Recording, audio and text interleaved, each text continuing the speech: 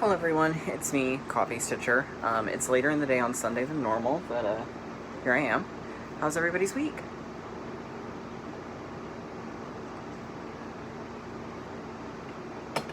It's good to hear. You'll have to bear with me just momentarily. I discovered that apparently my computer is being strange again, so I can't access things like I normally would. So I'm having to pull up my video from last week on my iPad to get my comments. First off, I would like to apologize to everyone who was greatly confused by the fact that I said it was February. I don't know where that came from. I have no idea. None. So I knew it wasn't February. I knew it was September. Still September. But I'm back from the past. Or I'm a time traveler or something. Make up your own story. Whatever you see fit. So I do, however, apologize for any confusion there.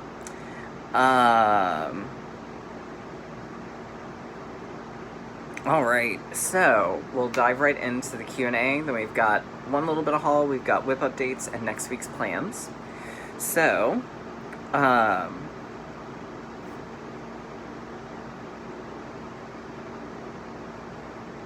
see.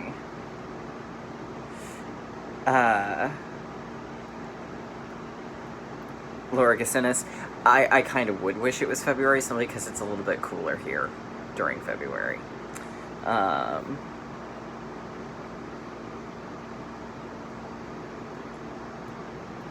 Yes.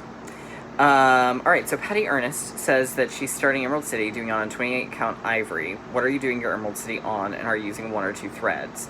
I was thinking I would do mine 2/2, though I've seen 3/4 stitches in the project. I may be wrong.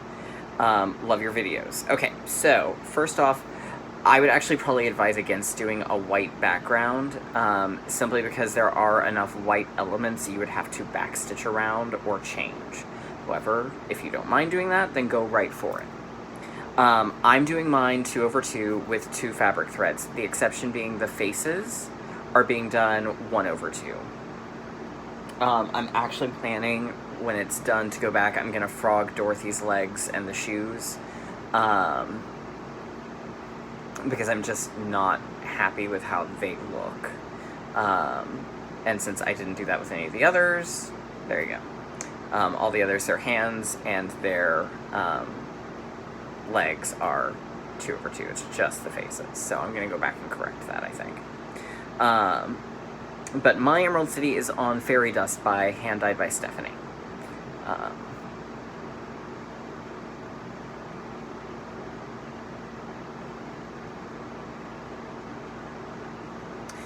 Patricia Kasmeric asks an interesting question that I've never been asked before. She wants to know, how do I manage multiple projects in my home? Do you keep projects in multiple places? Like in the living room for watching TV, in the bedroom for night or morning, projects at work or in the car. She says, I know you use Ziploc bags a lot, but do you have bags full of bags that you move from room to room? Okay, so what I do, I have a couple of bins that have my plastic bags in them. I also have a hanging thing on the back of my stitchy closet door that I keep my active ones in. And basically what I do is I grab the bag that I need, and then I pretty much only stitch in the living room. I'll occasionally stitch in here, but I mostly just stitch in the living room. So basically I just take it to the living room. If a project is going to travel with me, it travels in its bag, and I use the my So Much to Love bag for carrying. So that's kind of how I do that. But no, I don't have bags full of bags full of bags. That would be Inception-y crazy. And I think that was it for the Q&A this week. So again, I apologize for the confusion. That was certainly not my intent. Alright, so my one little bit of haul this week came courtesy of 1884 Stitchery. Alforst Embroidery came out with a new design based on Swan Lake, and I saw it and just absolutely had to have it. So here's the overall design. What McKenna started doing is instead of mailing the box to you, she mails you everything and then a cutout of the box lid with the label to save on shipping, which actually works really nicely because then I don't feel obligated to keep a box around like I do for Atlantis. So I actually really approve of this. But there it is. Isn't it cool? It came with these absolutely gorgeous thread colors. Not gonna lie, the purple was the main reason I wanted it. It came with this beautiful gray fabric.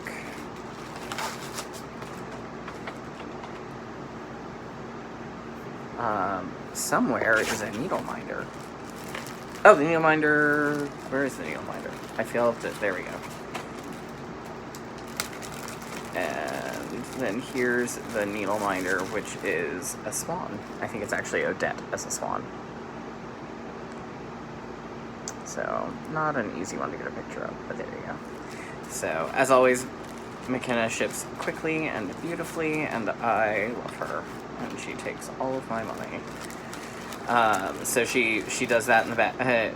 This in the bag that it all kind of comes in, and then the pattern. And the cool thing with Alforist patterns is they give you the overall chart, but then they also have it broken down in chunks so that you can cut it out so you don't have this big, massive pattern you're hauling around everywhere.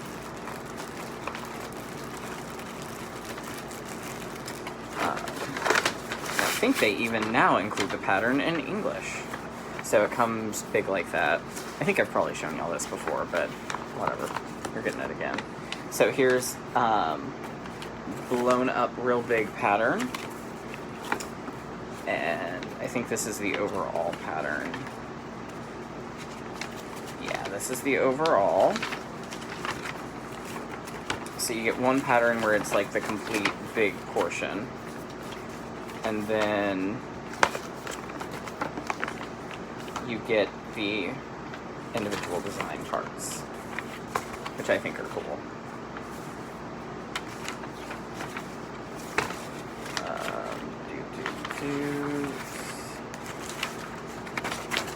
And I thought there were now instructions, but I guess they don't do that anymore. It's kind of strange. I would have expected. Ah, here we go. I think it's on this page. Yeah, it tells you what the kit contains, needle minders,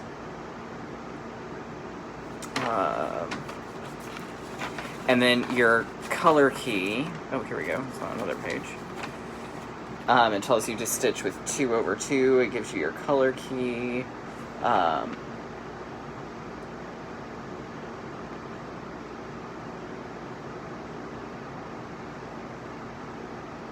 So, yeah.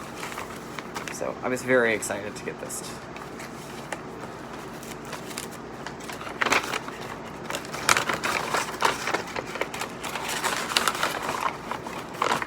Alright, so, for this week's homework, which I was a little scattery on last week, and I do apologize for that. So, here's what the actual topics were. So,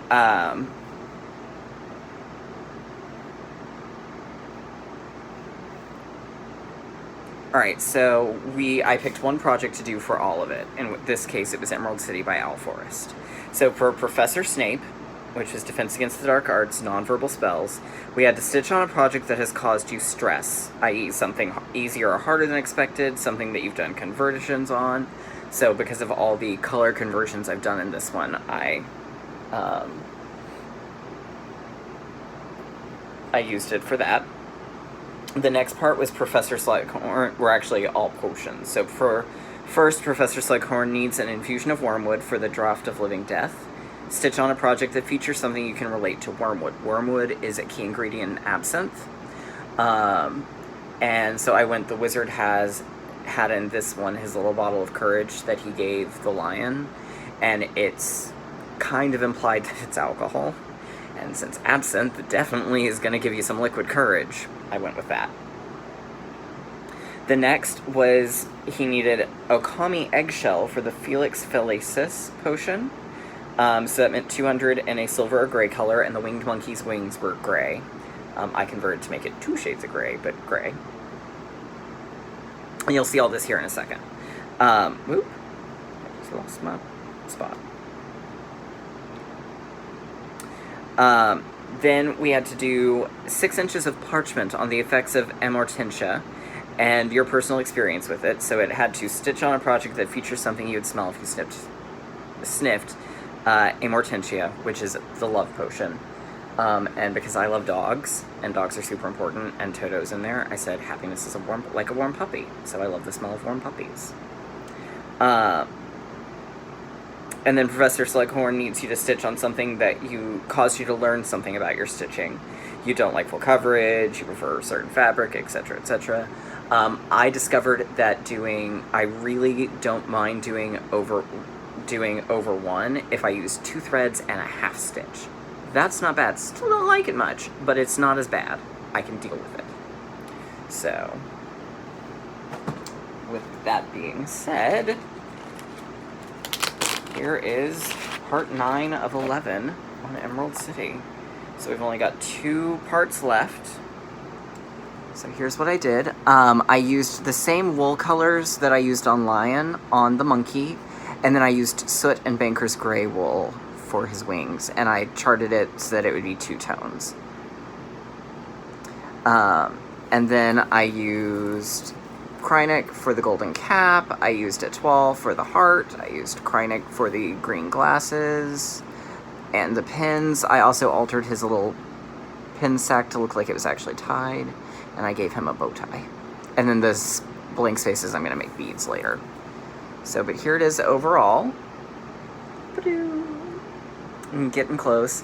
I'm fairly certain Glinda is going to be right over here. And I'm betting she's probably going to be the last part.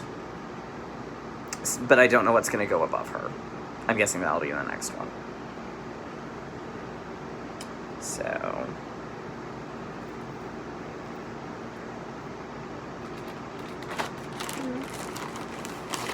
Alright, so that's Emerald City.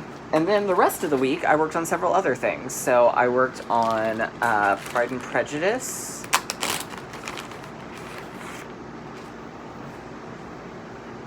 And I turned the corner on its border. This is on Heaven's Fury, an original arts conversion by me.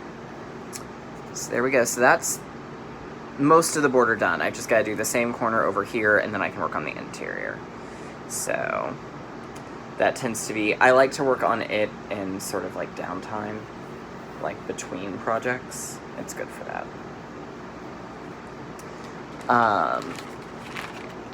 I also worked on Atlantis this week.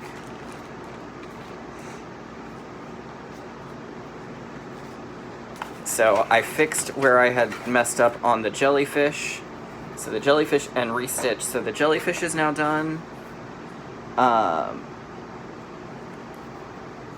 And I got a couple of symbols done. So the next time I work on this, I will have to pick another motif too. So that's going to be kind of fun.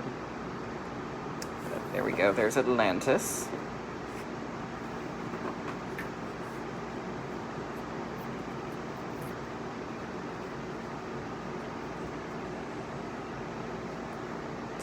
So, and they did say that they include enough fabric that I could split it into the 3, but I think I'm just going to do it as one long one. Alright, the other thing I worked on this week was Woodland Fairy. And those of you who are on Instagram saw, I'm sure, I finished the pink in the dress. I know, very exciting. Very exciting. So the dress is finally done. And then I started on the ribbon, and I decided I wanted to go with blues for the ribbon. So that's where I'm currently at on that.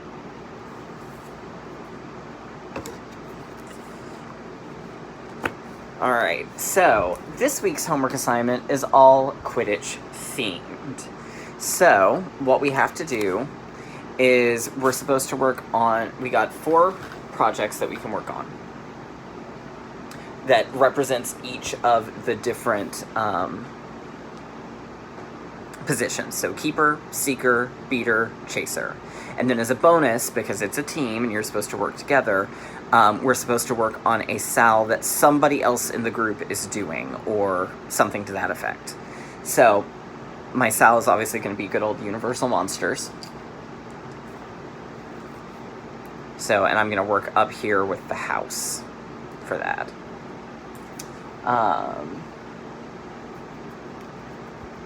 Although I may change my mind and work on Pride and Prejudice. One of the two. It's going to be one of the two. Alright, so for Keeper, we had to work on something with a ring. So I'm going to work on Hufflepuff Floral Crest.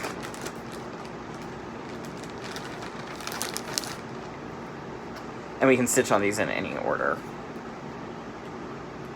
So here's my starting point on it. This is on some unknown gray fabric that I had in my stash and was big enough.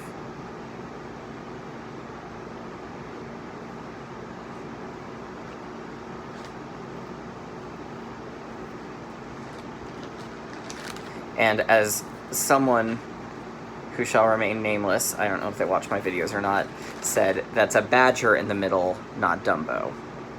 See, there's the ears in the trunk, so I kind of see Dumbo now. Not gonna lie. You know who you are if you're watching. But that's okay, I still love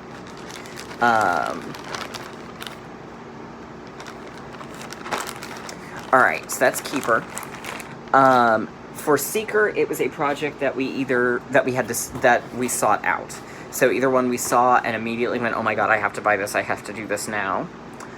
A unicorn chart, so one you searched forever to find, or one that like you had to special order. So I'm going with Needles Dance.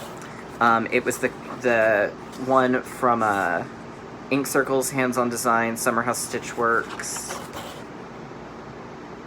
Oh, just those three. And that's the design. It's a kit. So here's where I'm at on it.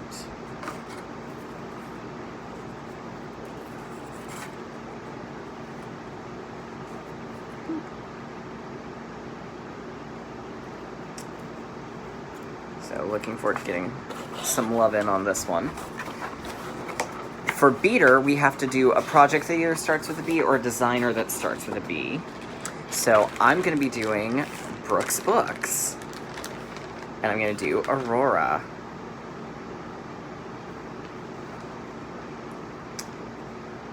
And that's where I'm at. This is on, I think, Ariel by Picture This Plus. And then, last but not least, in honor of the fact that the Gryffindor team's chasers are all female, we had to stitch on a female in some capacity. So I'm going to work on Woodland Fairy. And so I'm hoping between working on her today and doing her for this, that I'll finish out the ribbon.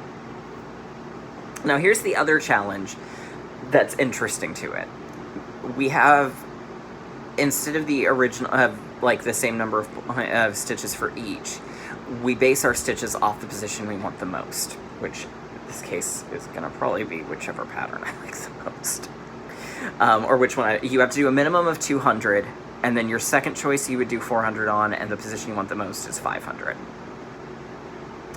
So it's really going to depend. I'll do 200 stitches, and then whichever one, and if I decide, you know what, I've done 200 stitches, I don't want to touch this thing anymore, then I'll move, and it'll just be it'll be one of the others. And if I want to keep going, then I'll keep going. That's kind of how I'm going to play this one. So, anyhow, that's it for this week for the homework. I hope everyone is having a terrific weekend, and I will see y'all next week.